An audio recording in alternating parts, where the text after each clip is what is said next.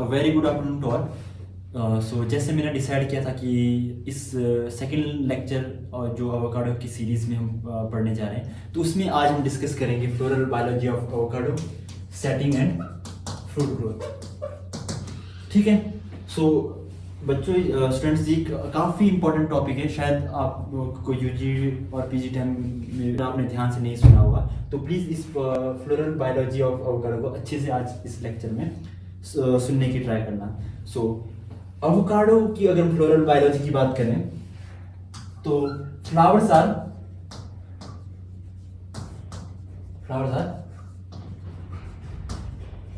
Perfect flowers. Perfect flowers अगर आपको पता नहीं होगा तो perfect flower is actually hermaphrodite flower. Hermaphrodite flower को ही जो है परफेक्ट फ्लावर बोलते हैं। बट परफेक्ट फ्लावर होने के बावजूद भी एवोकाडो जो है कैटेगराइज होता है functionally, unisexual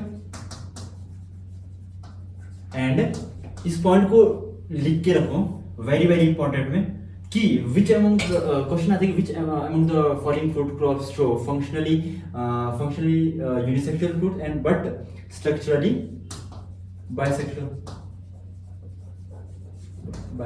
functionally unisexual and structurally bisexual. ऐसा क्यों बोलते हो आपको मैं नीचे अभी बताऊंगा।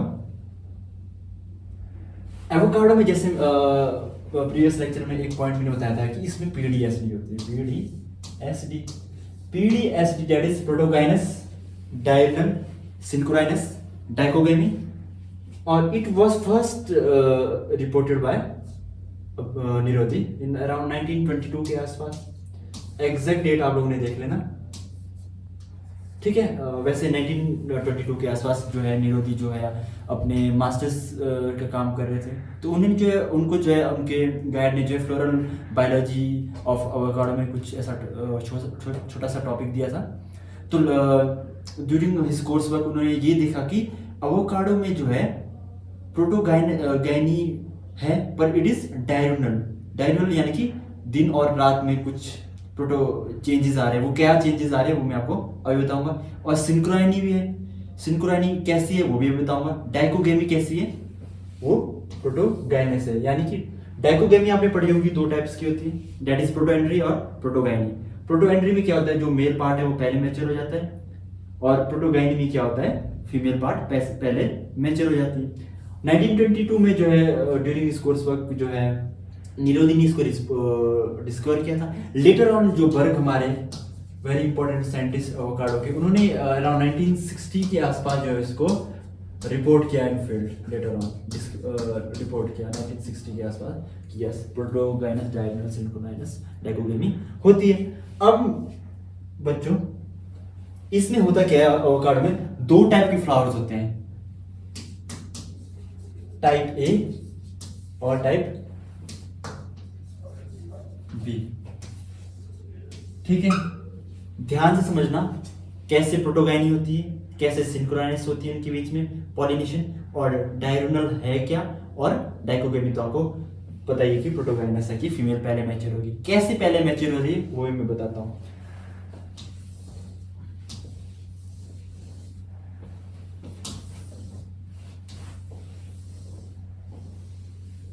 इन टाइप ए फ्लावर जो मॉर्निंग आती है, मॉर्निंग फर्स्ट डे की, जब फर्स्ट डे की जो मॉर्निंग आई वहां पर टाइप ए फ्लावर में क्या है, फीमेल फ्लावर है। अब यहां देखो फीमेल फर्स्ट आ रही है, इट मींस प्रोटोगाइनस। जो मैंने बताया क्यों प्रोटोगाइनस है, बिकॉज फीमेल फ्लावर पहले आ रही, फीमेल स्टेज पहले आ रही। ठीक है, टाइप ए फ्लावर में कब आया, मॉर्निंग टाइम में। मॉर्निंग टाइम को जो मैं एम्प्टी से डिनोट कर रहा हूं यहाँ पे, तो मॉर्निंग टाइम में फीमेल फेज आए, और ये फीमेल फेज जो है कब तक रहा, नून से आफ्टरनून। उसके बाद ये फीमेल फेज भी गायब हो गया। ठीक है, पर मेल फेज नहीं आया। ठीक है, ये कब बात करें, फर्स्ट डे मॉर्निंग टाइम की बात करें, एम्प्टी। अब ये यही फ्लावर नेक्स्ट डे के नून से जो है आफ्टरनून तक, नून से आफ्टरनून तक जो है इसमें मेल फेज आता है। ठीक है, नून से आफ्टरनून तक जो इसमें मेल फेज आता है। पहले फीमेल फेज मॉर्निंग में है और आफ्टरनून तक ये फेज गायब हो गया।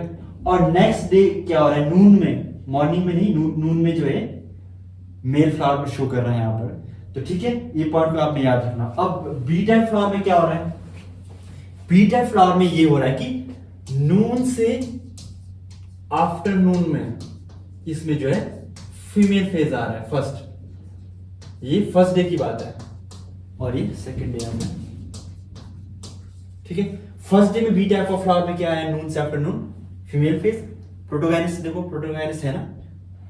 अब नेक्स्ट डे के मॉर्निंग से नून तक, मॉर्निंग से नून तक इसमें जो है कौन सा फेज आ रहा है, दैट इज मेल फेज।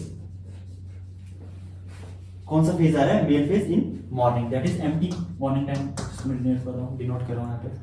अब आपने देखा प्रोटोगाइनस मैंने बता दिया।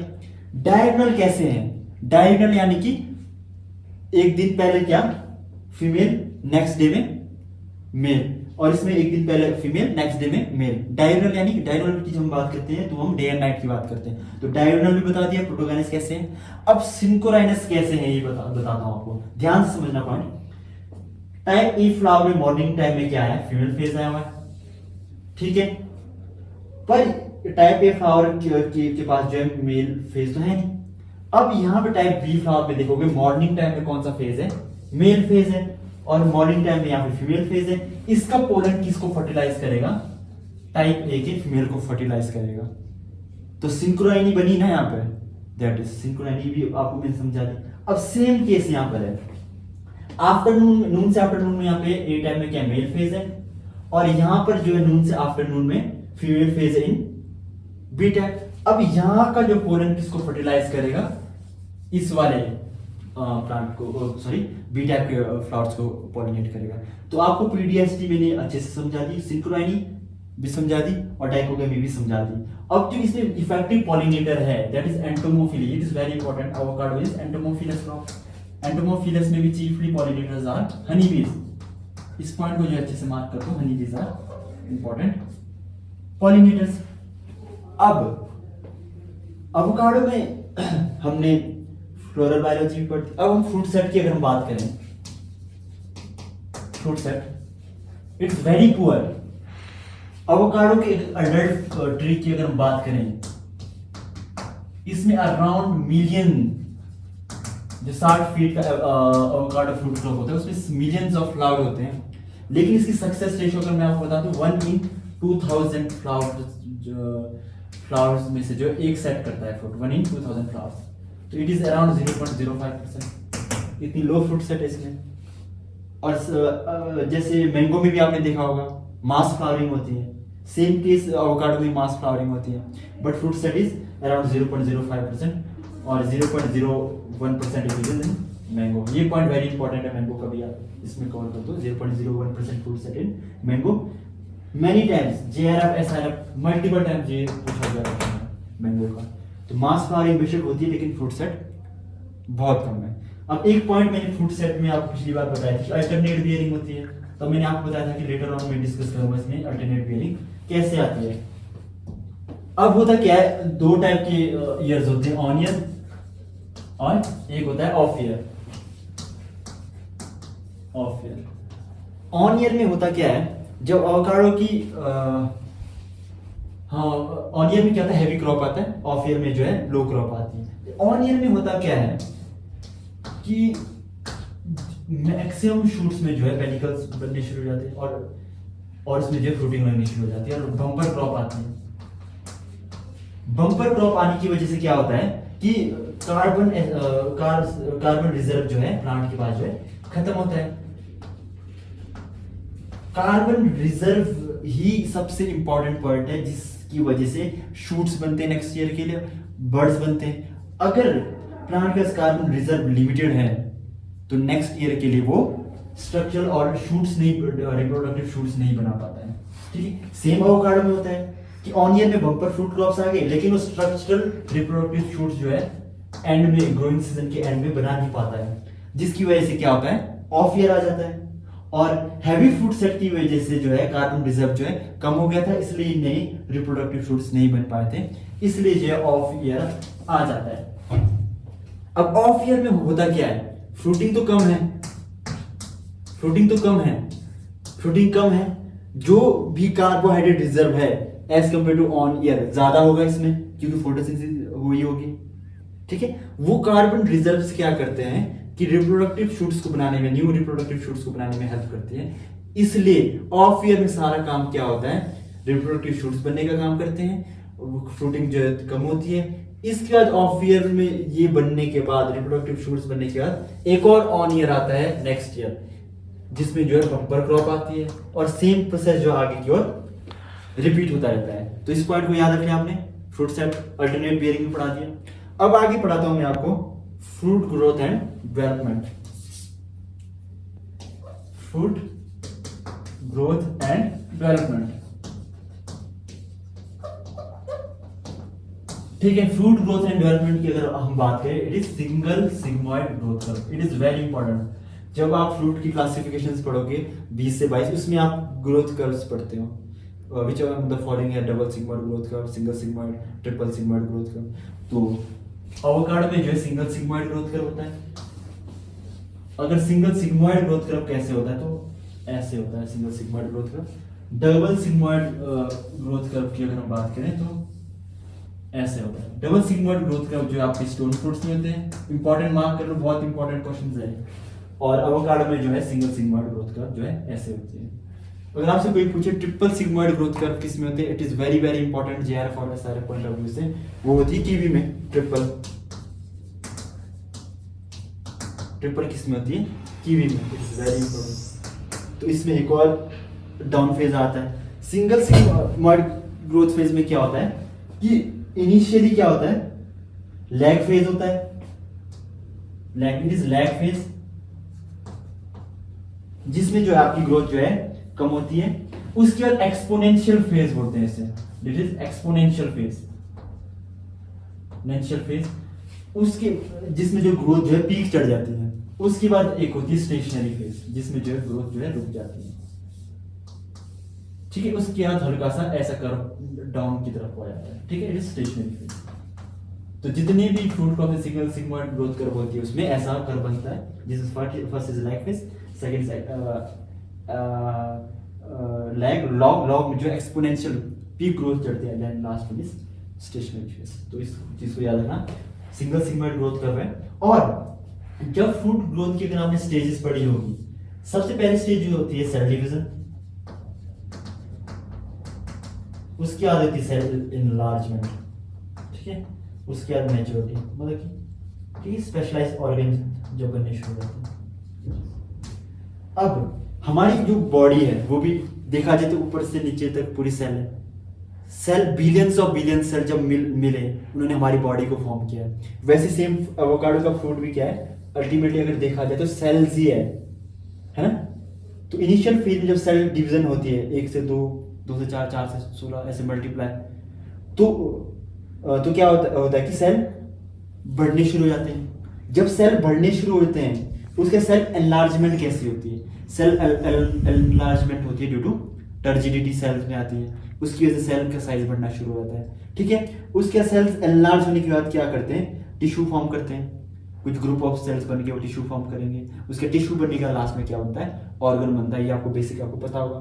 बट मैं यहाँ पे इंपॉर्टेंट चीज क्या मार्क करने जा रहा हूँ, वो ये मार्क करना चाहता हूँ कि एवरी फ्रूट क्रॉप, जितनी मैक्सिमम फ्रूट क्रॉप्स है, सेल डिवीजन कब होता है, इनिशियल फेज में होता है। वो मैं बताना चाह रहा हूँ कि सभी फ्रूट क्रॉप्स में जो है सेल डिवीजन इनिशियल फेज में होता है। फ्रूट ग्रोथ के लास्ट फेज तक कोई सेल डिवीजन नहीं होती।